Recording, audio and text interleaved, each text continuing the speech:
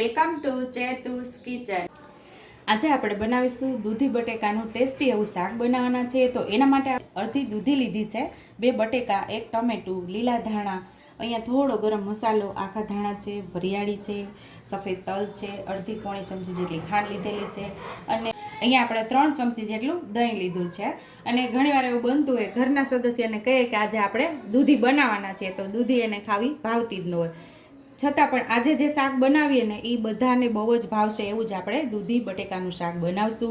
કારણ કે મારા પરિવારની અંદર એકલા દૂધીનું તો શાક ખાય નહીં, નાના બાળકો આવ્યા છે એટલે એના માટે બી બટેકા મારે નાખવા જ પડશે। એટલે તમારે એકલી દૂધીનું શાક બનાવવું હોય તો તમે એકલી દૂધીનું આ જ માપથી, આ જ મસાલાથી તમે બનાવી શકો છો, પણ મારે બાળકો નાના છે એટલે એના માટે મેં બટેકા પણ ઉમેરું છું। તો પહેલાં આપણે દૂધી અને બટેકાને સરસ સુધારી લેવાના છે। અહીંયા આપણે દૂધી અને બટેકા સુધારી લીધા છે। હવે આપણે શાકનો વઘાર કરી લઈશું, કારણ કે દૂધી બટેકા તો બધાને સુધારતા આવડતા જ હોય છે એટલે મેં સુધારવાનું બતાવેલું નથી।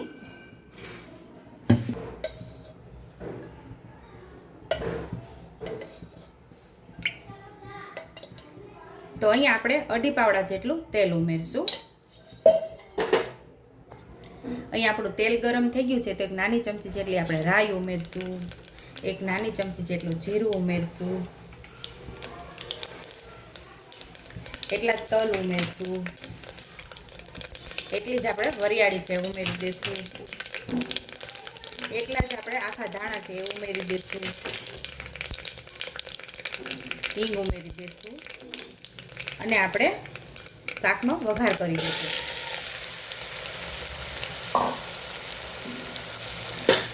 અને ટમેટાને પણ સાથે ઉમેરી અને આપણે પહેલાં સાતળી લેવાનું છે।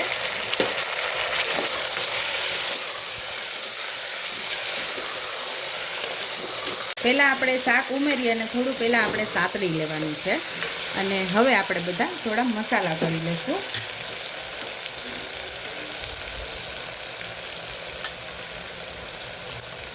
એક ચમચી જેટલી હળદર ઉમેરશું, 1 નાની ચમચી જેટલું ધાણા જીરું ઉમેરશું, 2 ચમચી જેટલું લાલ મરચું પાવડર ઉમેરશું। તીખાશ તમારા ઘરની અંદર જે પ્રમાણે ખવાતી હોય એ પ્રમાણે ઉમેરવાનું લાલ મરચું પાવડર। સરસ આપણે સાતળી લેવાનું છે।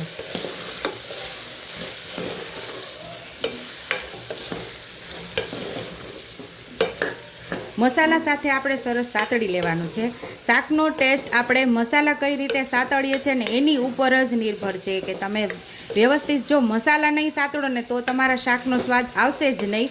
વ્યવસ્થિત આપણા મસાલા સતળાઈ જાય તો આપણા શાકની અંદર મસાલાનો સ્વાદ પણ બેસી જશે અને શાકનો સ્વાદ પણ 100 ગણો વધી જશે। અહીંયા આપણે ખાંડ ઉમેરશું અને આપણે જે 3 ચમચી દહીં લીધેલું એ પણ ઉમેરી દઈશું અને ગરમ મસાલો લીધો એ પણ ઉમેરી દઈશું। સ્વાદ મુજબ આપણે મીઠું ઉમેરી દઈશું। હવે પાછું આપણે દહીં સાથે શાકને સાતળી લઈશું। તમે ક્યારેય આ દૂધી બટેકાના શાકની અંદર દહીં નહીં ઉમેરેલું હોય, એકવાર તમે જરૂર ઉમેરી જોજો અને ટ્રાય કરજો અને પછી મને કમેન્ટ બોક્સમાં કમેન્ટ કરજો કે તમને આ દૂધી બટેકાના દહીંવાળા શાકની રેસીપી કેવી લાગી।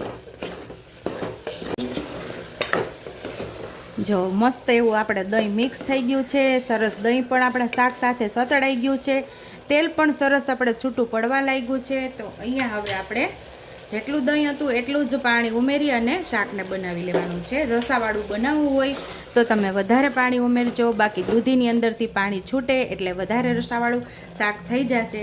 જો રસરસતું બનાવો તો આટલું જ પાણી ઉમેરી અને કુકર બંધ કરી અને 2 સીટી લઈ લેજો।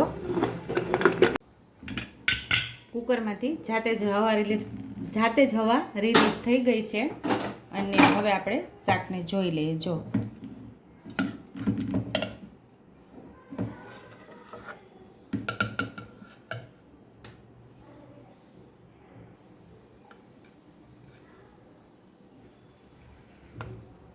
દૂધી બટેકા બહુ મસ્ત એવા પાકી ગયા છે આપણા। દૂધી બટેકાના શાકની અંદર થોડા ચડિયાતું ધાણા જીરું પાવડર હોય તો એ શાકનો સ્વાદ સરસ લાગે છે। તમે જરૂર ઉમેરજો। એટલે આપણે એકાદ ચમચી પાછું ધાણા જીરું ઉમેરેલું છે અને થોડા લીલા ધાણા પણ ઉમેરી દેશું અને સરસ મિક્સ કરી લેશું અને સર્વિંગ બાઉલમાં સર્વ કરી લેશું. તો અહીંયા આપણું રસરસતું દૂધી બટેકાનું શાક તૈયાર છે. મારા પરિવાર લોકોને આવી જ રીતે રસરસતા શાકનો ટેસ્ટ ફાવે છે, બહુ રસાવાળા ઓછા ફાવે છે, એટલે મેં અહીંયા રસો કરેલો નથી. તમારા પરિવારની અંદર આ શાકની અંદર રસો ફાવતો હોય તો તમે થોડું પાણી ઉમેરી અને રસો બનાવી શકો છો અને ઉપરથી લીલા ધાણા ઉમેરી અને આપણે ગાર્નિશ કરી દઈશું. આ શાકને તમે રોટલી, ભાખરી, પરોઠા, પૂરી સાથે ખાવાની તો ખૂબ જ મજા આવે છે. જો તમને મારી રેસીપી પસંદ આવી હોય તો મારી રેસીપીને લાઈક કરજો, શેર કરજો, સબસ્ક્રાઈબ કરજો, હાઈપ કરજો, બેલ આઇકોનને દબાવતા ભૂલતા નહીં અને કમેન્ટ બોક્સમાં કમેન્ટ કરજો કે મારી રેસીપી કેવી લાગી. તો આવજો.